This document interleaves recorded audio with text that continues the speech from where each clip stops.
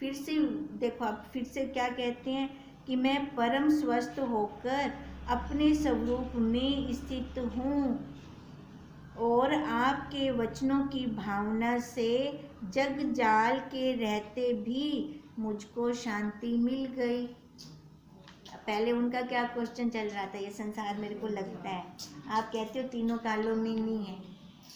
अब क्या कह रहे हैं, अब शांति, जग जाल के रहते हुए भी अब मुझको शांति मिल गई। आत्म आनंद से मैं तृप्त हुआ हूँ। अब ये आत्म आनंद वशिष्ठ जी ने उनके अंदर डाला क्या? नहीं, उन्होंने खुद विचार करके निकाला, जैसे हम मक्खन निकालते हैं ऐसे ही उन्होंने खुद। इसका क्या मतलब हुआ?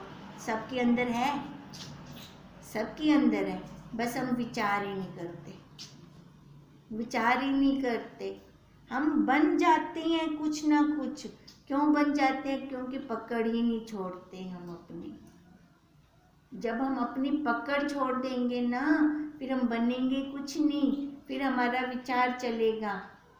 बनने में तो दुख है, बनने में सुख है।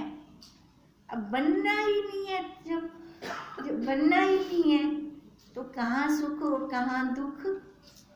अब उन्होंने भी तो विचार किया, वशिष्ठ जी देखो कितने ज्ञानी महाज्ञानी ऋषि, उन्होंने भी राम जी के अंदर कुछ नहीं डाला। राम जी ने खुद अपना पुरुषार्थ किया, अभ्यास किया, विचार किया, फिर अपने स्वरूप का आनंद लिया। हम भी ऐसे अपने स्वरूप का आनंद ले सकते हैं।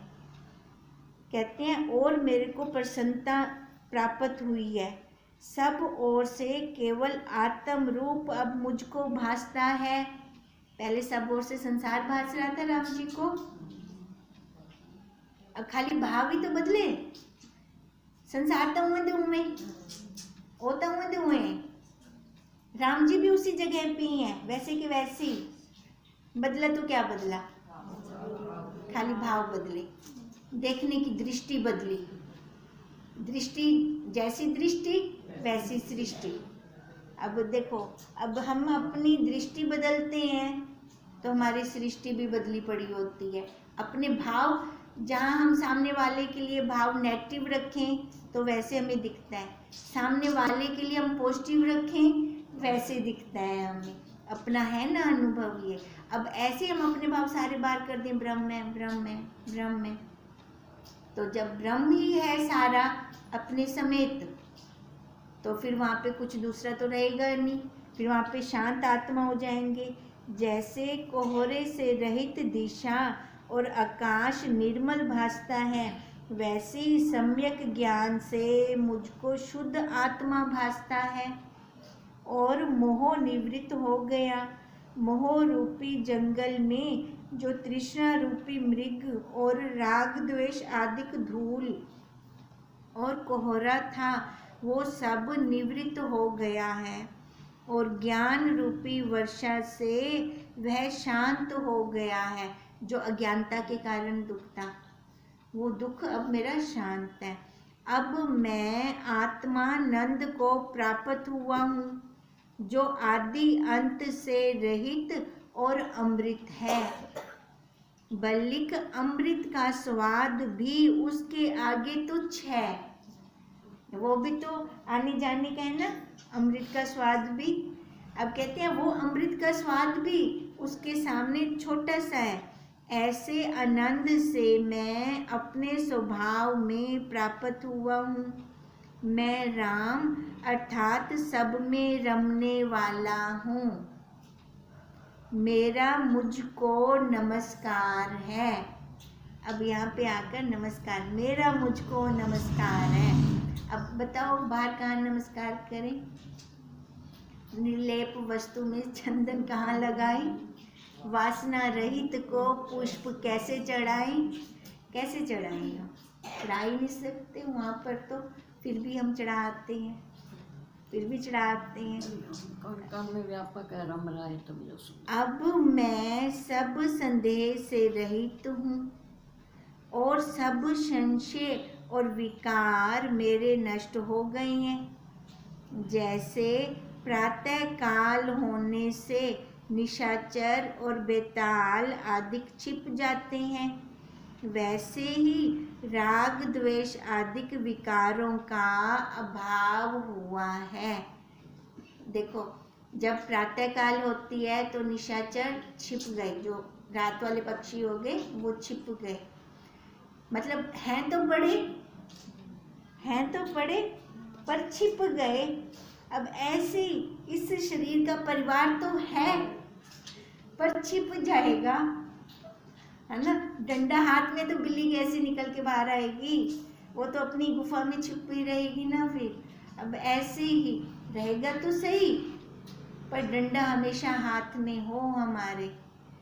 इसलिए कहते हैं वैसे ही राग आदि द्वेष आदि विकारों का अभाव हुआ है और निर्मल विस्तीर्ण हिम की न्यायी हृदय कमल में मैं स्थित हूँ। जैसे भंवरा फिरता फिरता कमल में आकर टिकता है, वैसे ही मैं आत्म रूपी सार में स्थित हूँ। भंवरा कितने फूलों के ऊपर जाता है, फिर कहाँ एक पे जाके टिक जाता है, फूल बंद हो जाता है ऊपर से। ठीक है, अब ऐसे ही राम जी कह रहे हैं बहुत भटका हूँ मैं, बहुत भटका हूँ। अब जाके मेरे को समझ आई है, तभी तो कहते हैं समझ आनी बहुत जरूरी है। अब जाकर जब समझ आई तब शांत हुआ। अब समझ भी तो खुद निकाली, है ना। जैसे बूंद पड़ते पड़ते वहाँ एक खुड सी हो जाती है, ऐसे ही गुरुदेव के महावाक्य सुनने के लिए पहले जिज्ञासा तो खुद को हो। खुद हम यहाँ पे आके बैठे, उसके बाद खुद बनेगी ना, फिर मतलब क्या, वो अपने आप निकलेगा। जिसको हम बार बार श्रवण करते हैं ना, वो वैसे ही हमारा स्वभाव हो जाता है, वैसे ही मुंह पे आ जाता है, वो अपने आप वाणी से निकलता है। फिर हमारे भले उस टाइम अर्थ ना पता लगे, पर शब्द तो बाहर आते हैं, जो अंदर से बन जाते हैं ना, संस्कार बन के जाते हैं हमारे। वही संस्कार फिर बाहर निकलते जरूर हैं। अब देखो, अज्ञान वाला भी तो निकलता है, तो क्या ये ज्ञान वाला नहीं निकलेगा, ये भी निकलेगा। अब कहते हैं जैसे सूर्य के उदय होने पर तम का अभाव हो जाता है, वैसे ही मेरा संशय और अविद्या नष्ट हो गई है। अब मुझे सर्वत्र आत्मा भासता है और कल्पना कोई भी नहीं। हम कल्पना में दुखी हैं, बना कुछ नहीं, फिर भी हमने बना दिया। आकाश में महल बना के बैठे हैं, आकाश में घर बना के बैठे हैं। आकाश में बनता है कभी? नहीं बनता, पर ऐसे तो बड़े ही बैठो। फिर जो थोड़ा सा भी टूटता है, फिर उसका दुख भी ले लेते हैं, इतना सारा वाला ले लेते हैं। बनना ही नहीं था तो टूटेगा क्या, फिर दुख क्या, पर वो हमने पकड़ लिया अपने मन के अंदर। कहते हैं अब राम जी की वो कल्पना ही अब मेरी कोई नहीं रही।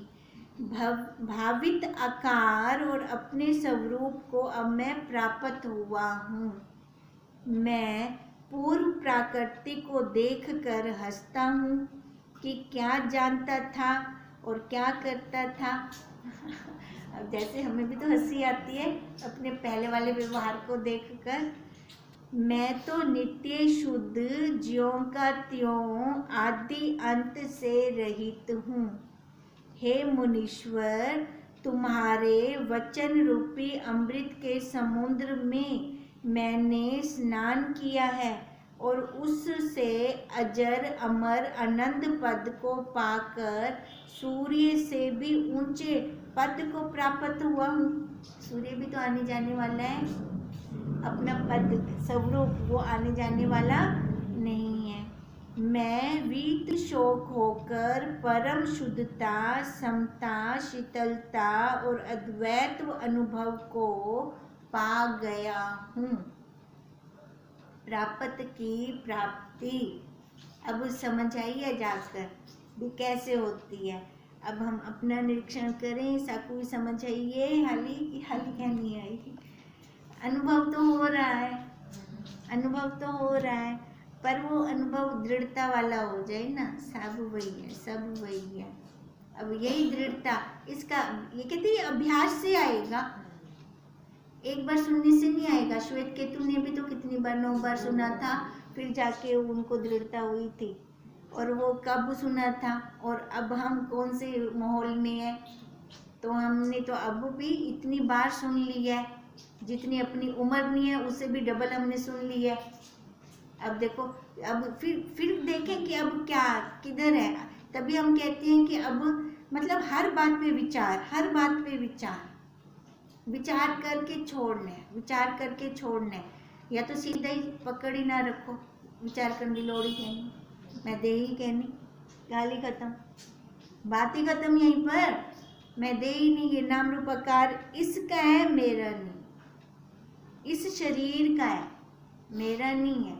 इतनी बुद्धि में बैठ जाए तो भी देरी नहीं है, तो भी जल्दी बन जाएगा अपना काम। कोई एक चीज जो साकू आसान लगती है, अपने सहूलियत अनुसार एक चीज को पक्का कर गिनो बस,